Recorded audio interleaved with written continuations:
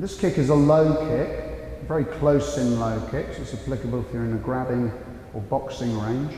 And if both partners are usually stood on a left leg forward, right leg forward, toe and heel on a line. Okay, not like a reverse image, your right leg back and his right leg back. It's going to be your left leg forward and his right leg forward. So what you're going to do, you're going to be attacking with the lead leg. The lead leg is attacking his lead leg. Very little movement. And because there's very little movement, how will it generate any impact or cause any damage? The way that's going to occur is shredding the muscle. So it's not a direct kick, like a low kick kicking into the thigh. It's glancing and slicing across the muscle fibers. It's quite a damaging or debilitating kick. If you're practicing this in your dojo, I suggest not doing it hard. Okay, maybe just do one or two. Okay, you can practice this, maybe wear shin and instep pads. Okay, but the students would definitely be limping out of the dojo if you start doing this overzealously, so I don't recommend it. Movement is hitting with the shin bone into the leg and slicing downwards. It's in and slicing downwards. And it doesn't look like much. In fact, it looks like I'm just kicking a lump of mud off a shoe. That's about the limit of the movement. You may be watching this and thinking that won't work. Well, I assure you, in every class I've got some of the biggest guys out in the class and demonstrated it on them and their legs have buckled. Movement is here and across. Here and across. So it kicks in and across and down. So it's almost like striking a match. I hear in and down. I'm rubbing across my partner's leg at this point. You can feel rubbing, but I haven't penetrated the muscle fibers. So I'm kicking in and then across. Be careful you don't do that, which is just straight rubbing down the leg. If we're not doing that, that won't do anything. You need to hit in, then across. The muscle fibers are running here. We're trying to open them. Running down and open them out, go through to the bones below, the fibers below. I'll do one reasonably gently. Okay, so I've come down under to Australia and I've just kicked this gentleman down under on the thigh. I want to ask him how that felt. So you just said when I did it slowly, and then when I did it... When you did it slowly, I could feel the muscle actually, I could feel contact and then rubbing across the muscle. And then when you did it hard, my muscle just buckled completely. I saw your leg collapsed immediately. It fell back and like a spasm. But when you say I did it hard, how hard was I really doing it? It's just gentle. Yeah, just like a flick. That's why I say it's so debilitating. You can probably feel that now. So, please, you've come to our dojo for some knowledge, but don't take it back and bash your students or each other using that knowledge. Understand what the technique is. It's more of a self-defense technique. It can be used for in the ring. It can be used in self-defense situations. But I never teach this to children. This sort of stuff is a total taboo. Never for kids. Okay, for the adults, it causes a few chuckles when I say to a big guy coming to the class, let me demonstrate, and a few of the others chuckle.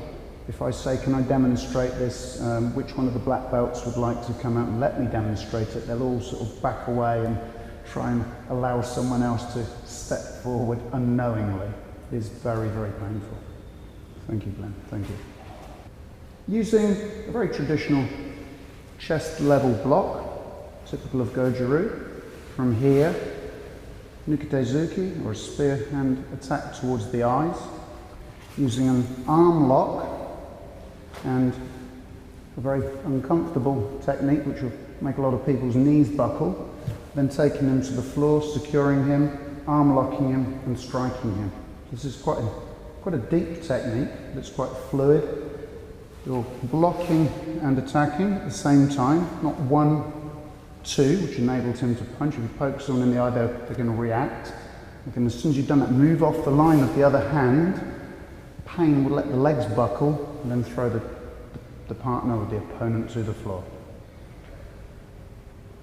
Punching, moving on an angle. Now, if I was being filmed from here, you can see that that would have hit me. On an angle, the gap is there. However, because I'm on an angle, I can attack his eyes very easily. Okay, so one more time. So we're blocking, attacking into the eyes. Now, obviously, it's not a block and then a big gap and then a strike. Otherwise, I haven't done anything to him to disable him or to put a dent in the proceedings. Okay, he'll carry on attacking with the other hand. I'm right in line of fire from that one. So the two techniques must be done simultaneously. Very reminiscent of Gorju kata and technique. So as he's punching, at the same time. Okay, blocking and striking at the same time. Let's do that one more time. Blocking, striking at the same time. And my left hand now is going to move like a snake going up a branch. So it's blocking the hand here and then going round and in tight, and I move my body up to secure the arm. However, I haven't really got purchase on him. This hand is simply going to drop down onto the clavicle. I'm not attacking. There are two knobbles here and here, the sternoclavicular joint. I'm coming down in line with his neck behind the clavicle. You see Mr. Stevenson's legs are buckling. If I press, he's buckling. It is quite uncomfortable.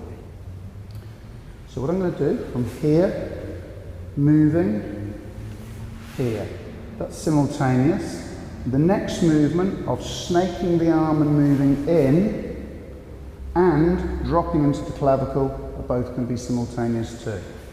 One more time. This portion simultaneous, this portion simultaneous. You see I'm moving away from that hand. If he wants to hit me with that hand, he can. Okay, one more time, tries to hit me. Okay, yes, see what he's done? Felt pain, and I've locked this joint. So straight away he's moved away from me and buckled. So he's not too happy to throw that punch. I think the expression on his face says it all. So here, down. Now, I said earlier about throwing. I'm placing him down because I'm taking him to the ground with a locked arm. If I slam him down, I may hurt him. It's on your training partner. Down to here. Okay, I've got good form. He's very uncomfortable there. His arm's locked, he's in a lot of pain. I can drop my knee onto his head and I can strike the rib cage, solar plexus, the face, and the groin. Okay, Mr. Stevenson's laying on the floor. If I try and hold him down by his body, I'm just pressing, I'm not doing any fancy jiu-jitsu hold, just pressing down on him. He can roll towards the camera, very easily escape. So what I was illustrating earlier, I was kneeling on his head. If he's there, now try and get up. He'll hit his own neck. So the control point that I was using was kneeling on his head, so he can't get up so easily. I've still got the arm pressure on, and then attacking the face, chest, or the groin.